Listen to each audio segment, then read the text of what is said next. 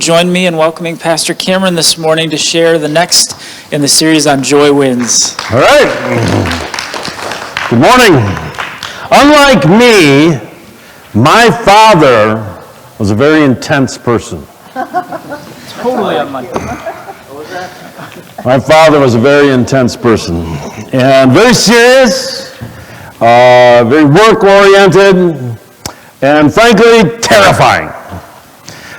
He was smaller than me, but he was all muscle.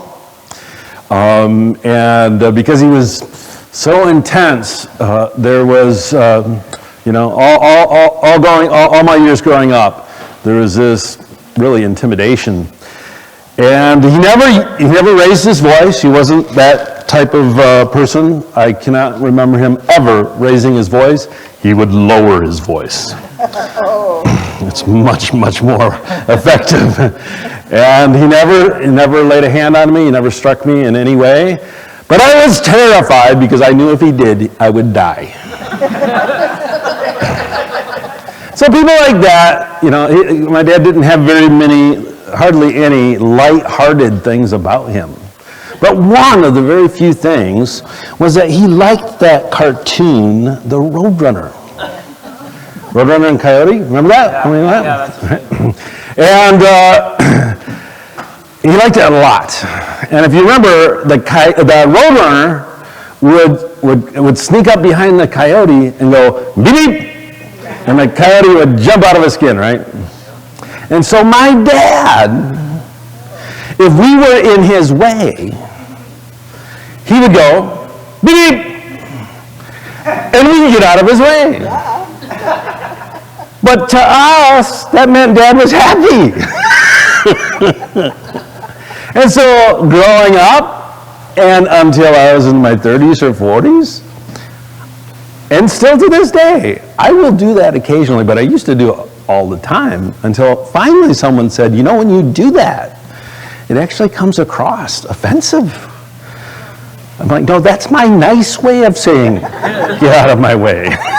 But then that doesn't help. Please excuse me is a lot more effective than beep, beep. So beep, beep was something I learned, and last night I shared that at Vine, and Tori, my daughter, and William was there, and they found out for the first time why I did beep beeps, and they were amazed. We will get back to the beep beeps in a few minutes, but keep that in mind. Everybody say beep beep together. Beep, beep. Oh, loud. Beep, beep. Beep, beep. All right. Joy versus joy substitutes is what I'm talking about this morning, or pseudo-joy. And if you remember from the previous weeks, the big idea we've been talking about is that joy is relational. In the Bible it says, in your presence is fullness of joy. And so that means that in being with God, being in His presence is where we find the fullest expression of joy anywhere. Is being with God, being in His presence, and in relationship with Him, and being estranged, being far away from Him. It's actually means that we're removed from joy. And if this is true in our relationship with God, it's true in all relationships. Okay, that joy is found in relationship, and as we get closer to other people in a healthy way, we can experience more joy, and the ultimate expression of that is being in the presence of God. And then Jesus said to His disciples, I've spoken these things to you that my joy may remain in you and that your joy may be full. And I just think that's a beautiful expression, that it's actually Jesus' joy through His words, by hearing, by believing, by receiving Jesus' words, He actually injects us with His joy. And then having His joy in us, relationally sharing His joy, is the way that our joy comes to the fullness. And God wants us to be filled with joy, to the point where He died. He came to the earth and died on the cross so that we could have access to His joy, and that our joy would come to the greatest measure. So joy shapes our identity and also our emotional strength. And that's a big part of what I'm talking about this morning, is having our identity formed by our joy and realizing that our experience of joy shapes who we see ourselves as. And that then determines how you relate to other people and how you see other people, because everything's filtered through your identity, who you see yourself as, and also the level of strength that you have emotionally. And when we grow up, and this is from the book Joy Starts Here by Dr. Wilder, who's done him as well as other neuroscientists and psychologists have studied this, and it's well documented, that when we grow up or live in low joy environments, it causes the chemistry, structure, and organization of the brain to actually be malformed, okay? And so they can measure how the brain is structured, how people think thoughts, and the organization of how it works. But even the shape and the size of different parts of our brain are affected by the environments we live in. So if we experience incredible trauma, it actually changes aspects of our brain. It changes the chemistry. And if you grow up or if you live long term in a low joy environment, it actually causes a deformation or a malformation of the brain. Yeah. So if someone has a deformed arm or leg, it's easy to see. And it doesn't mean they're any less of a person, but it's obvious, all right? But most people, and I would say everyone to some degree, is walking around with a malformed brain. But how do you see it? How do you know if that's you? How do you see it in other people? Well, let me give you a clue. The symptoms of this malformed brain structure is living in a false identity. Okay, wearing masks, and seeking out substitutes for genuine joy. Because if you grow up in a low joy environment and your brain is craving joy, you take on false identities and you seek out substitutes for real joy, and you become dependent on that, and that shapes the way you think, shapes the way you actually feel, and the symptom then is revealed in, this person is being ingenuous. They're not being who they really are, or they're seeking joy in unhealthy ways. Joy substitutes are things we use to satisfy our need for joy when we lack relationships that are intended to bring us joy. Healthy, safe, joyful relationships. And then knowing, and the antidote for this is knowing and living out of our true identity, which enables us, once we know who we are, and especially when we come into the new identity we gain by accepting Jesus Christ as Lord. Jesus said, you must be born again. Come on. Born again! And the person he was talking to was a Jewish scholar, Nicodemus. And the Jewish scholar said, what are you talking about? What? Crawl back inside my mother's womb? And Jesus said, you don't understand this? And you're a teacher of the law?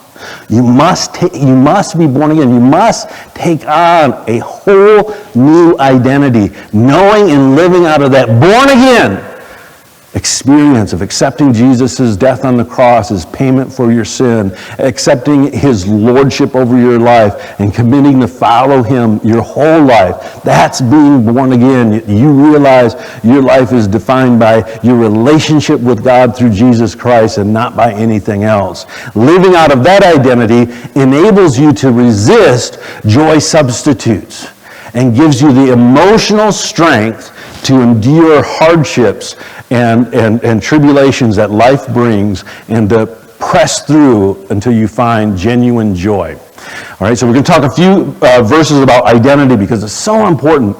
And this first is a letter written to the church in Colossae. It was a Greek city. And so it's just people not unlike you. It's 2,000 years ago, but they didn't have phones or electric lights, but they had the same issues that we have. And they struggled with the same identity, the same hurts, and the same struggles. And the Bible says, since you have been raised to new life with Christ, okay, is that future tense? Is that something that's going to happen? It's past tense, all right? You have been. When this was written to the people in Colossae, were they alive or dead? They were alive. They were alive. Are you alive today, right now? Yeah. Good. I'm glad you know that. Because this is written to you. It's written to the church. You're the church. So this is not talking about the resurrection. This is talking about our life now. We are raised to new life with Christ. When? Now. Yes, we will experience that in the fullest in the resurrection. But we are raised now. We are to live this new life. And in response to that, we need to set our sights on the realities of heaven where Christ sits in the place of honor at God's right hand. Think about the things of heaven, not the things of earth. For you died to this life, and your real life is hidden with Christ in God. So we have a new life, and that life is hidden with Christ in God. Jesus is sitting where? At the right hand of the Father. Where is the fullest expression of joy?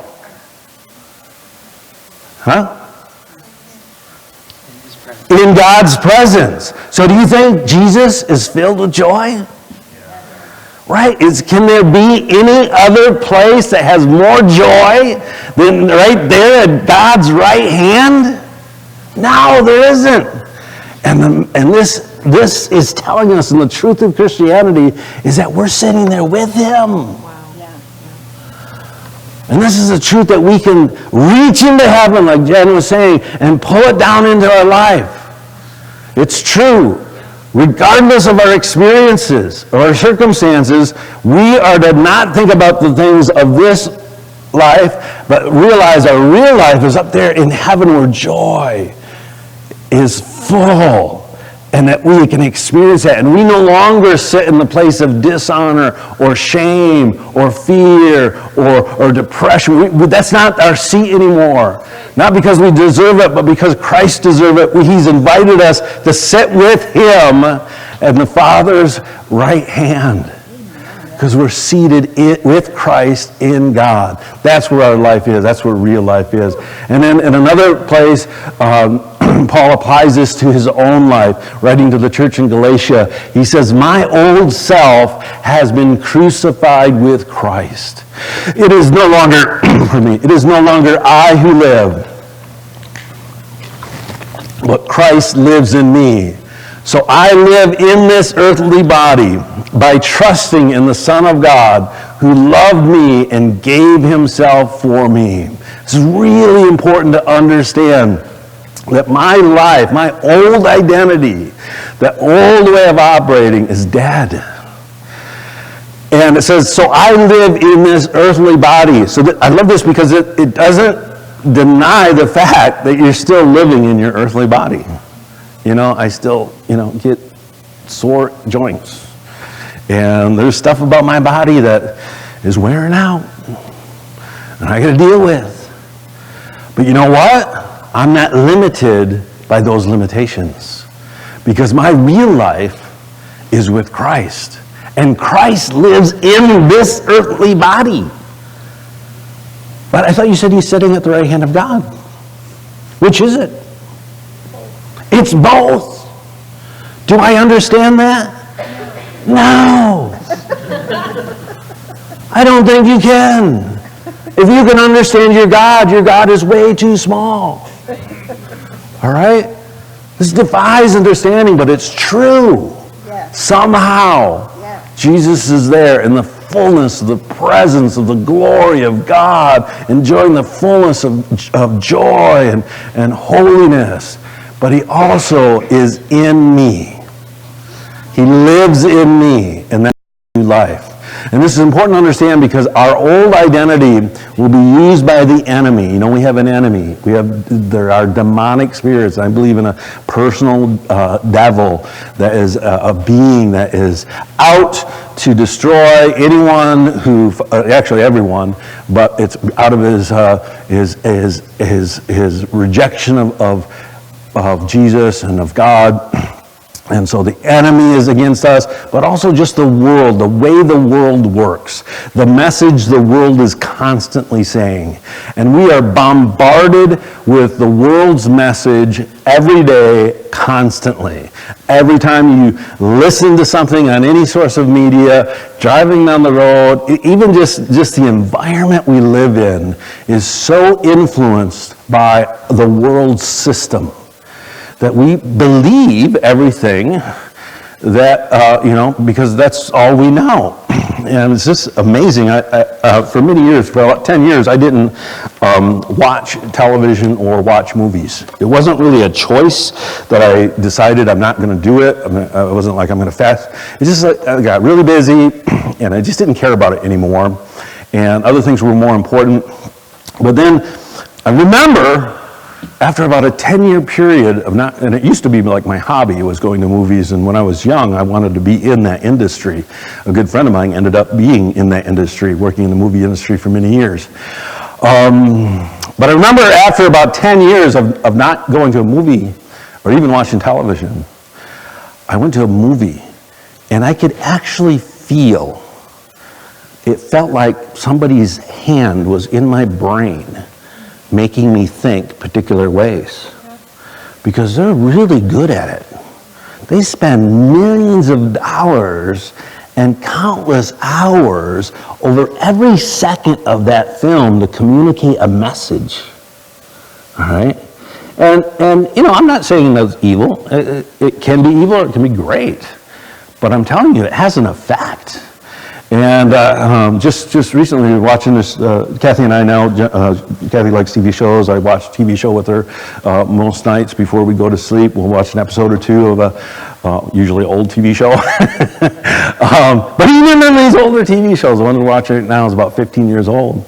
It's like this one character, young man, had dated this girl for like 10 times, and she was upset because she thought something was wrong because they hadn't slept together yet. I'm like every relationship depicted in TV shows, if it's romantic, it's like bam, first date, they have sex, and then they decide whether it's something a relationship they want to pursue. I'm like, wow, there's never an alternative to that. And so we're just conditioned with that. So the world draws on our old identity to call us back into lifestyle patterns that are actually destructive to finding real joy. And that old identity, our flesh, will seek out joy substitutes which are easier and cheaper than relational joy. You know why they're easier and cheaper? Why might they be easier and cheaper?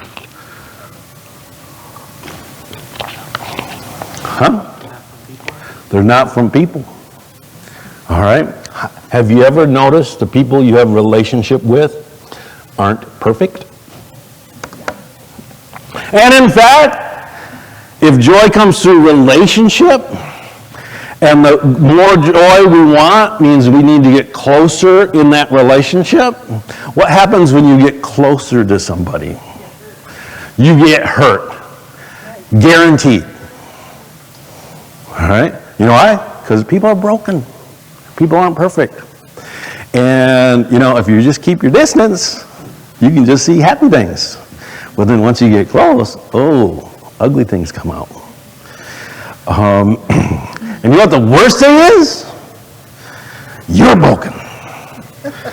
And they see your brokenness. And they get hurt by you. And the hardest relationship there is marriage. Because any other relationship, it's like, I like that person, but I'm glad I don't live with them. Well, then you live with your spouse. It's like, you got to go home. And Sometimes things get better, but sometimes it goes years without things changing. And you don't like this. And you know, there's things I don't like about my wife. We've been married for 35 years. I still don't like them. And there's things she doesn't like about me. But we've learned how to work through those things because the relationship can be a source of joy in spite of those things. But it costs time. It costs the emotional pain. It costs the pain of changing your behavior to be more pleasing to your spouse, and then giving them the grace to behave in a way that maybe you don't love, but you love them, and so you tolerate. Now it's easier to turn to the joy substitutes because you don't have to pay that price. And so the joy substitutes are summed up in an acronym that spells beep, beep, beep. Get out of my way. Beep, beep. And we use beeps to get people out of our way.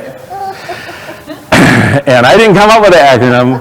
A guy with a couple of doctorate degrees and a few master's degrees came up with it. So this is legitimate. And it stands for behaviors, events, experiences, people, and substances. Now they're all gifts. We're going to talk about each one of those a little for the rest of the message this morning.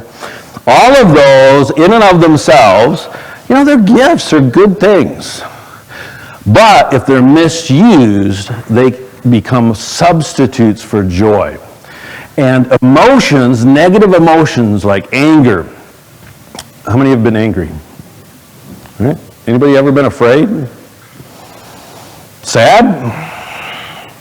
Disappointed? Ashamed? Disgusted? Feelings of hopelessness? Despair?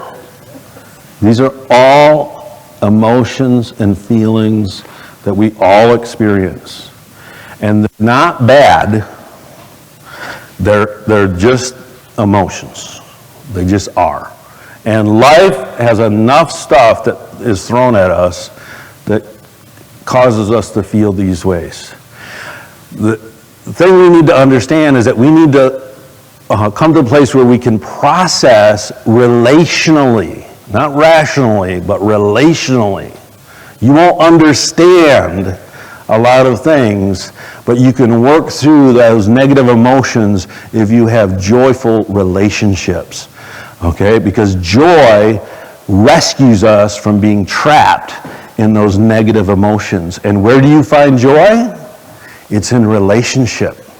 But most people, and in fact our default setting as humans are, when we feel these things, we isolate ourselves. We get away from people because people are making us angry. Or anger actually pushes people away. Or we're afraid, so we avoid.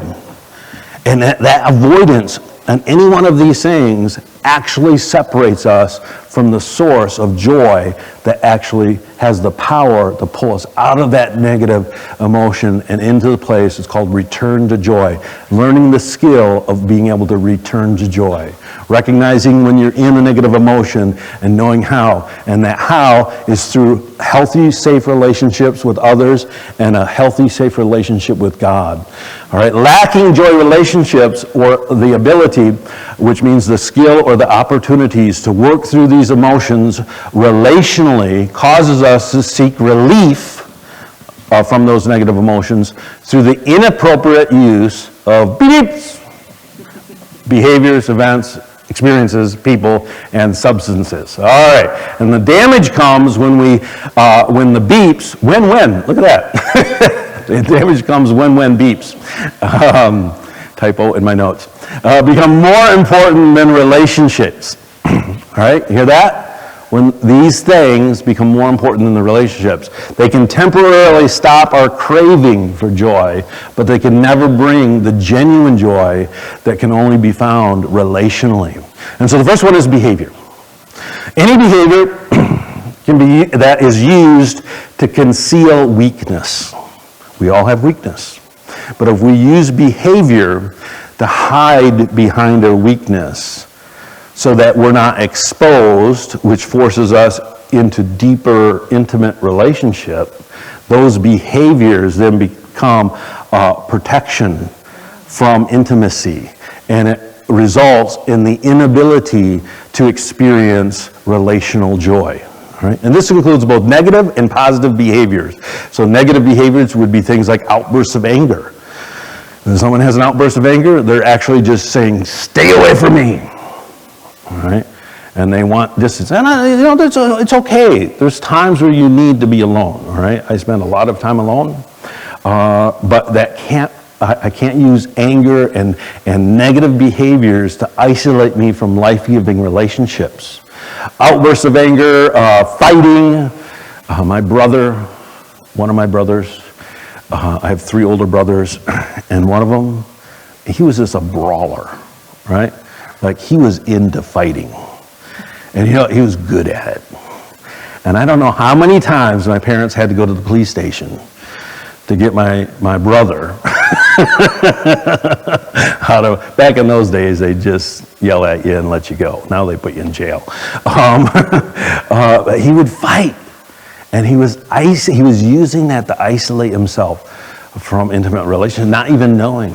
Stealing, this is actually a major problem, especially younger people, but some people get trapped in it for their whole life. They use it as a way, shoplifting and stealing, as a way to seek thrill and avoid pain, emotional pain. And that is destructive, especially if you get caught, and it leads to serious consequences. Self-harm, cutting, is a very, very destructive and very common thing that young people especially suffer with. And it's a way that you distract yourself from the emotional pain that you're dealing with, rather than having a source, a relationship where you can go and expose that pain, expose those weaknesses, and find joy. Other things like breaking things or being intimidating people. All of these are negative behaviors. Positive behaviors are like workaholics. My dad was a workaholic. And frankly, my siblings and I were really happy when he was at work. Because when he was home, he put us to work. Because he only knew 2 settings, work and sleep. And actually, he didn't even know sleep. He just knew work. For most of his life. He changed it later in life. Perfectionism. It's like, you think that's a good thing, but really it can be a way to isolate you from dealing with weaknesses in yourself or in others. People pleaser, being so nice that you're not real. And that's not helpful. That's actually destructive, because you're hiding behind niceness.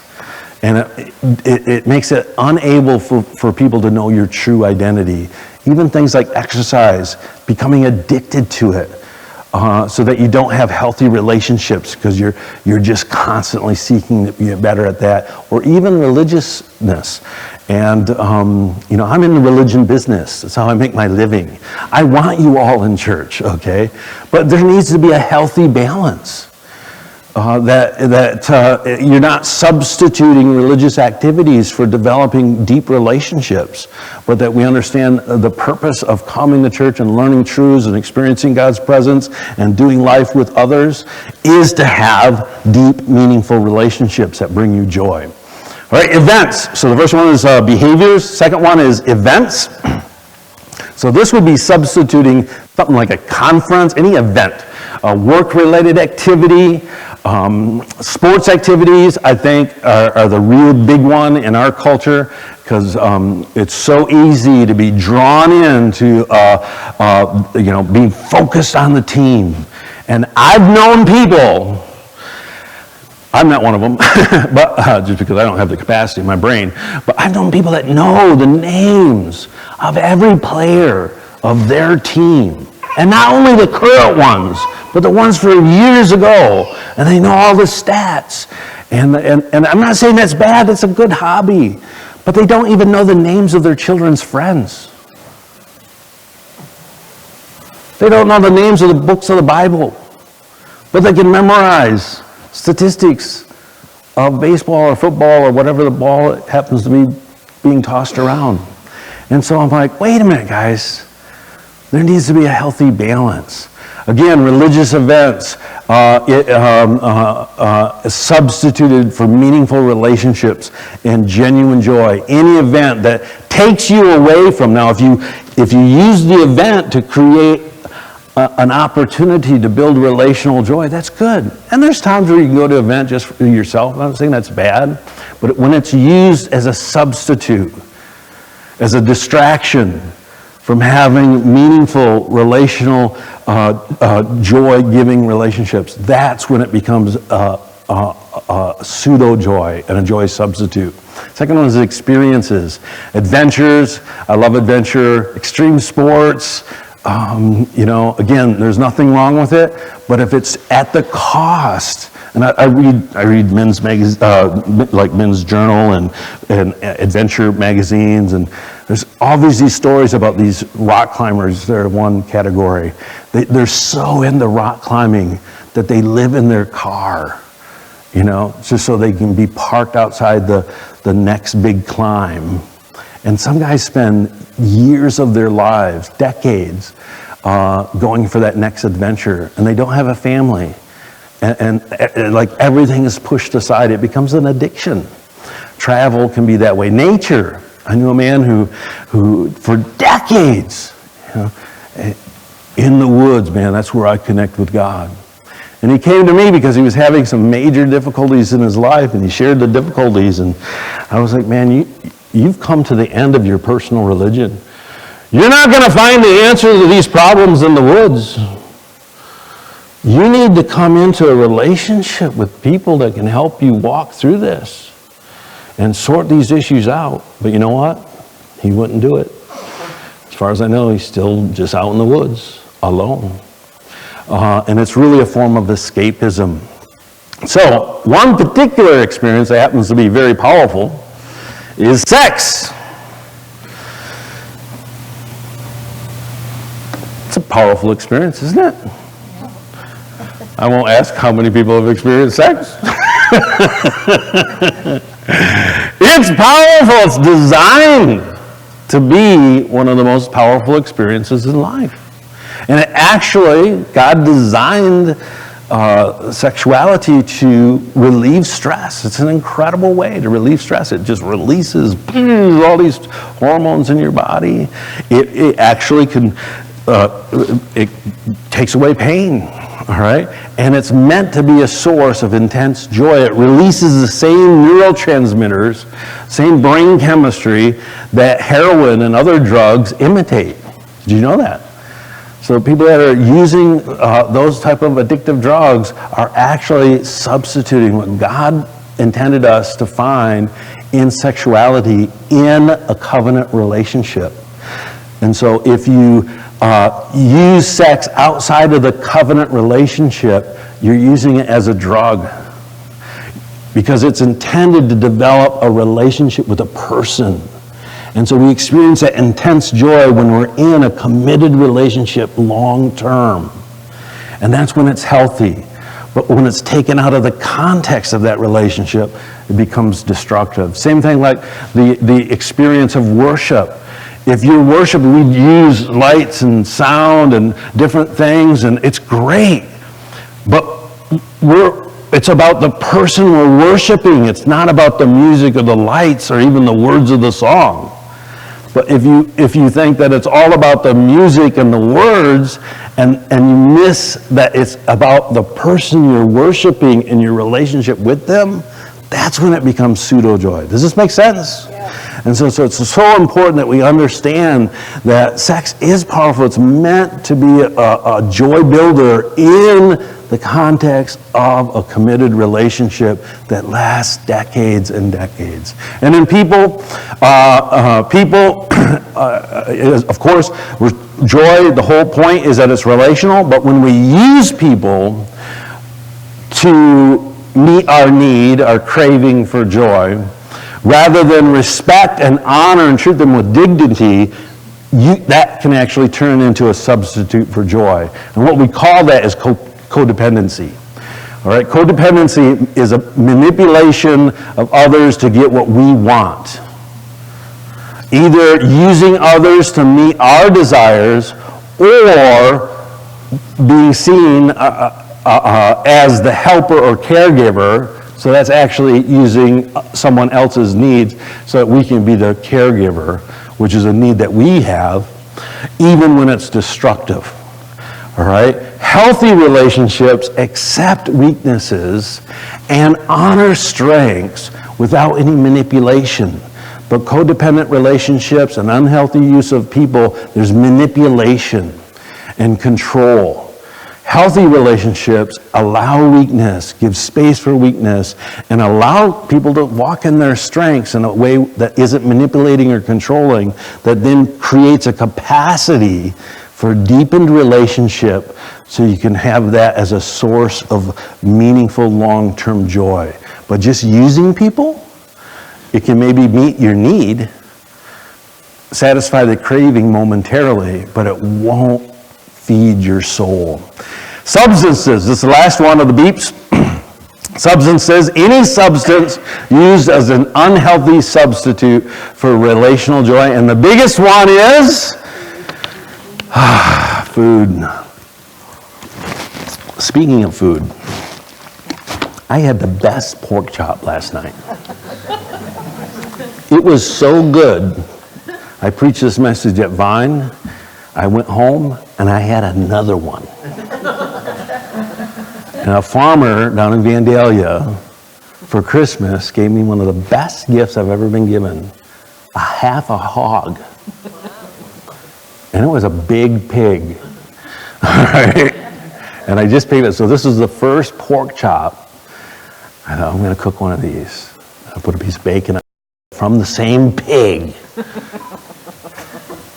And I coated it with panko Parmesan crust and baked it. It was good. All right? Food is good. It's designed to be good. It's okay to enjoy food. How many like food? How many are hungry? It's lunchtime.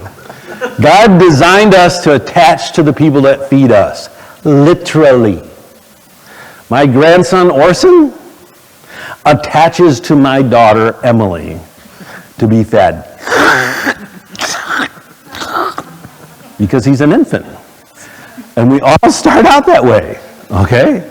But listen, look at the spiritual lesson that God built into the biology of mankind. That we are actually dependent on an intimate connection with another person to receive nourishment. And that's true as an infant to receive physical nourishment. But that's true all through our lives to receive emotional nourishment, okay? That we need to connect relationally, intimately with others. And then your brain actually learns that through food, that's the initial pathway that your brain learns, oh, I like being with this person because I get food, and food makes me feel better. And you bond to the people that feed you. But when the emotional bond with the feeder isn't strong or isn't wholesome, if you have experienced neglect, and we all do, regardless of how good or imperfect our parents are, or if it becomes broken, you no longer relate to the source of food, it's very easy to switch the connection to the food and use food to replace relationship as the source of joy. And so again, food is an incredible gift. Finding comfort in food is appropriate, but it's destructive if it becomes a substitute for the relational joy that we really need. Drugs and alcohol obviously are substances that are dangerous because they artificially stimulate the same neurochemistry that joy does. But it's a lot easier to buy a bottle of booze and go to a pseudo-happy place than working on your relationships to find real joy, okay? And then they cause a false sense of well-being, and they numb pain, and they remove inhibitions, the drugs and alcohol, that can lead to harm, and really, really bad is addiction. And addiction is real. I've seen people trapped in it, and it's sad to see a life destroyed by addiction. Whenever pseudo-joy, any of these beeps, connections exceed the strength of our joyful connection with God and our joyful connections with other, then we develop an unhealthy attachment to the beeps. And beeps don't satisfy our deepest needs. And so there's a handout that I would like Buddy, could you help me hand these out? There's one for everyone. On one side, there's a little test. There's a test for today's sermon.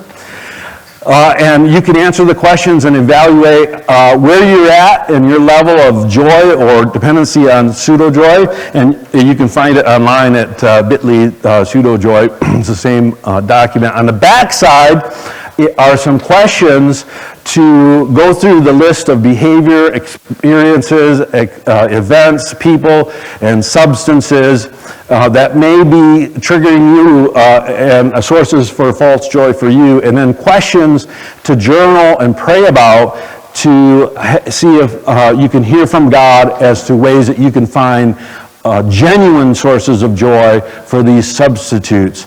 And the real key is to allow your weaknesses to be seen in safe relationships that foster healing. That's what brings joy.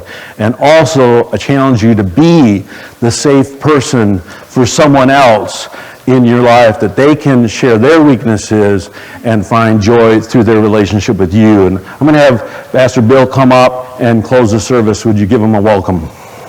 Thank you. All right, would you stand with me? We're going to close with a word of prayer. And let's just ask the Lord to speak to us if we have some joy substitutes operating in our lives that He wants to free us from so we can have real joy. Will you do that with me? Just kind of take a posture of listening and let's ask Him.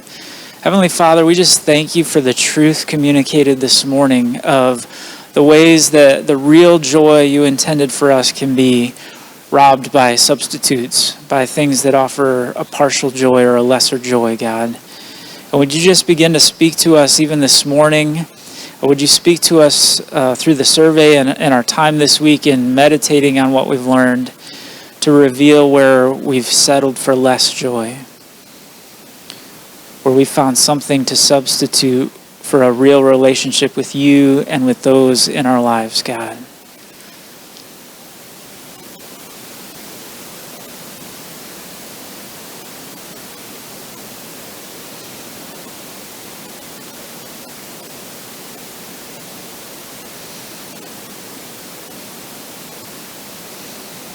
And God, would You give us the courage to face the things that seem too hard, like they might hurt too much, that it would be easier just to continue numbing and avoiding. Would You give us the courage and the strength to come to You for true healing, God, to truly be healed from the pain of the past rather than hide from it in pseudo-joy. Lord, I just pray a blessing over each person here this morning, God, that You would walk them through this process we're talking about, that You would take them by the hand and lead them to true joy in their life, God, to true, deep relationship with You and their friends and their family, God. We just pray you'd take us on this journey of joy as we learn. Help us to apply what we've learned each week, God, and to make it part of our life. In Jesus' name,